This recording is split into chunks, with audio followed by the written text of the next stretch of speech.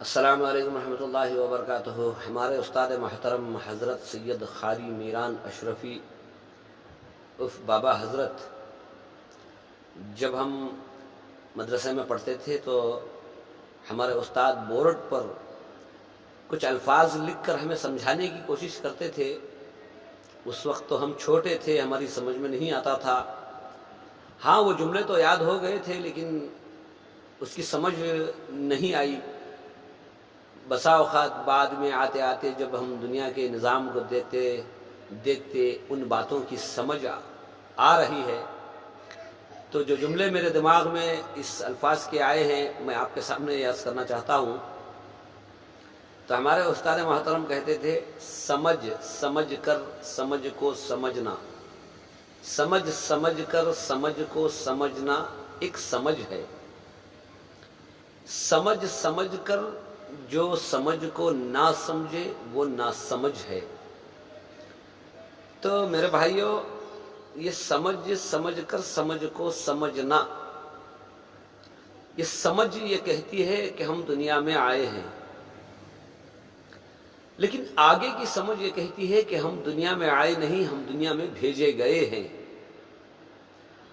اس کے آگے کی سمجھ کر سمجھ کو سمجھنا یہ کہتا ہے کہ ہم آئے ہیں کھیل تماشے کے لیے نہیں، یہ دنیا فانی سے جی لگانے کے لیے نہیں، ہم بھیجے گئے ہیں کسی ایک مقصد کے لیے۔ وہ مقصد یہ ہے کہ جس نے ہمیں دنیا میں بھیجا، یہ ساری کائنات، یہ سارے نظام کو بنا کر اس نے ہمیں یہ سمجھانے کی کوشش کی ہے کہ دیکھو، یہ زمین، یہ آسمان، یہ چاند، یہ سورج، یہ ہوائیں، یہ فضائیں، یہ بے شمار قسم کے غلے ہم نے جو نکالے ہیں، ہماری تعریف کرو، ہماری نعمتوں کو کھاؤ، ہماری تعریف کرو، ہماری بات مانو، ہماری عبادت کرو۔ ہم تمہیں بہترین سے بہترین ٹھکانہ جس کا نام جنت ہے، وہ جنت عطا کریں گے، ہماری رضامندی عطا کریں گے۔ تو سمجھ کر سمجھ کو سمجھنا ایک سمجھ ہے۔ سمجھ یہ ہے کہ ہم آئے ہیں، آگے کی سمجھ یہ کہتی ہے کہ آئے نہیں، بھیجے گئے ہیں۔ اور سمجھنا یہ کہتا ہے کہ ہم اپنے مالک کی بات مانیں، وہ جو مطالبہ کرے اس کے مطالبے پر ہم لبیک کہیں، اس مقصد کے لیے ہمیں دنیا میں بھیجا گیا تھا۔ اور آگے کا آخری جملہ جو تھا، سمجھ کر جو سمجھ کو نہ سمجھے وہ ناسمجھ ہے۔ تو اس میں یہ ہے کہ انسان دنیا میں آیا ہے اور دنیا کی اس باغ و بہار سے جی لگا کر اپنی حقیقی مالک کو بھول چکا ہے، اس کے احکام کو بھول چکا ہے۔ معلوم ہے انسان کو کہ جھوٹ بولنا غلط ہے، معلوم ہے انسان کو حرام ہے، حلال ہے، یہ حرام کیا ہے، یہ حلال کیا ہے، اتنی تو سمجھ ہے۔ جائز ناجائز کی سمجھ ہے۔ مساجدوں کے اندر اذان ہوتی ہے، معلوم ہے کس لیے ہو رہی ہے۔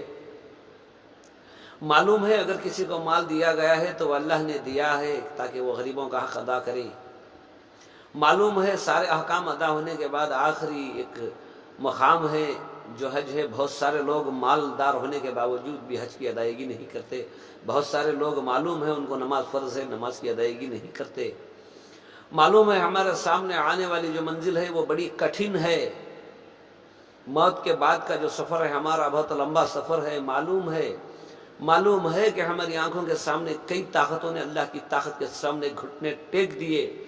معلوم ہے ہمیں کہ اللہ کی طاقت کے سامنے کئی لوگوں نے دم توڑ دیا، اپنے کاروبار، اپنے مال، اپنی رہائش گاہیں یہیں پر موجود ہیں لیکن وہ آج خبر کے حوالے ہو گئے۔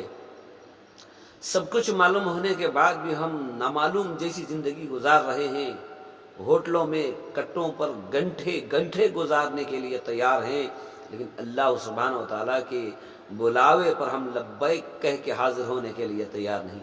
تو ہمارے استاد محترم جو آخر جملہ کہتے تھے، سمجھ کر سمجھ کو نہ سمجھے وہ ناسمجھ ہے۔ تو بلا اوقات مجھے یہ سمجھ میں آتا ہے کہ ہم سمجھنے کے باوجود بھی نہ سمجھے جیسی زندگی گزار رہے ہیں۔ آخرت ایک بہت بڑا سفر ہے ہمارا، ہم اس سے غافل ہیں میرے بھائیوں۔ یہی چند جملے آپ کے سامنے کہنا چاہتا تھا جو ہمارے استاد محترم اکثر کہا کرتے تھے۔ پہلے جب ہم مدرسے میں پڑھا کرتے تھے تو ان باتوں میں اگرچہ کچھ کمی پیشی ہو گئی ہو تو مجھ سے زیادہ بہتر ہمارے استاد محترم جانتے ہیں، بس میں نے ان کی بات کو نقل کرنے کی کوشش کی ہے۔ اگر مجھ سے کچھ بھول چوک ہو گئی ہے تو معاف کیجیے، اور آنے کے مقصد کو سمجھ لیجیے، کیونکہ ایک مقام ایسا آنے والا ہے جب کہ آپ کچھ کرنا بھی چاہیں گے تو کرنے کا وقت نہیں ملے گا، اگر کچھ کرنا چاہیں گے تو کرنے کا وقت نہیں ملے گا۔ کرنے کی جگہ تو یہی ہے، یہاں ہم غفلت میں پڑیں گے تو آنے والی جو منزلیں ہیں وہ بہت بھیانک ہو جائیں گی۔